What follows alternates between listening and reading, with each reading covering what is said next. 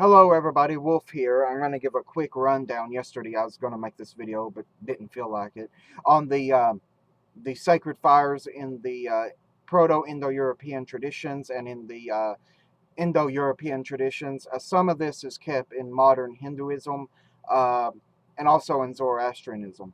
Now, in the ancient world, there was a number of sacred fires. You had your householder fire, whichever household had.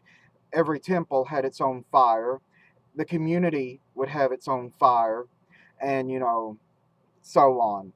A lot of these fires, a little brand would be carried or coal for certain magical rituals or anything, or community gatherings where everybody put their household fire together to create one fire. Um, Modern times, well, especially here in the States, if we have any of the sacred fires, it's usually in the form of candles, oil lamps, or something like that, because most houses are not equipped to hold an actual eternal flame. Now, if you have a gas cook stove that has a pilot light, that will actually work as an eternal flame symbol, and that would be your householder fire. Now, my temple actually has a number of fires which we actually combined into one. Um,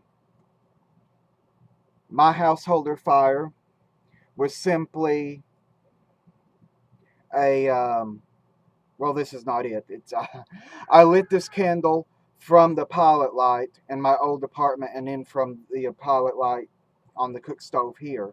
So this is my householder fire.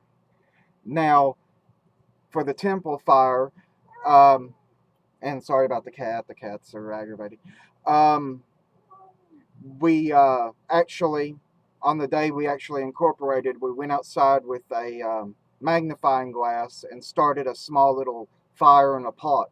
We then lit a candle or a couple of candles from that, and that's what we use as our altar flame.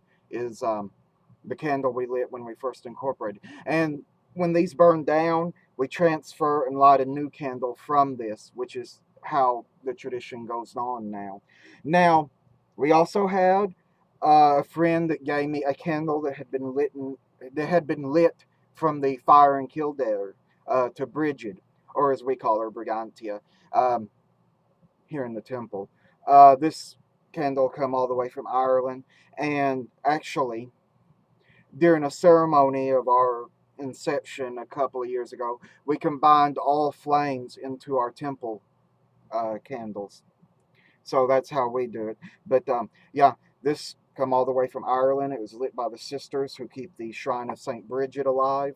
But yeah, that's how we mostly do it today. And within the Bridget tradition, same thing. If the candle gets close to burning down, you'd actually just light a new candle from that one, and then so and down the line. As long as the flame is transferred to a new candle, it's the same flame. And here in the temple, we've been doing this constantly for the years with our altar candles. And unlike our altar candles are only lit during services.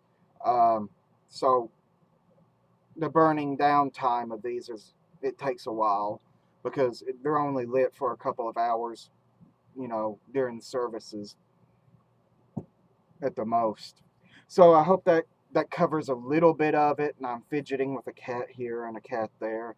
Um, Hopefully that kind of clarifies on some of the fires. And we just use one fire. We just combined it into one. Now, like I said, if you want to start this tradition, uh, get a magnifying glass. Go outside, light a fire to whichever deities you want, proclaim it, light a candle from it, and then keep that, keep transferring the flame each time. Um, if you don't have a householder, or if you don't have a stove or anything like that in your house, you can actually do the magnifying thing when you move into a new house and just start a new fire and light a candle from that. It's that simple. Now, until the next video, bright blessings, everyone.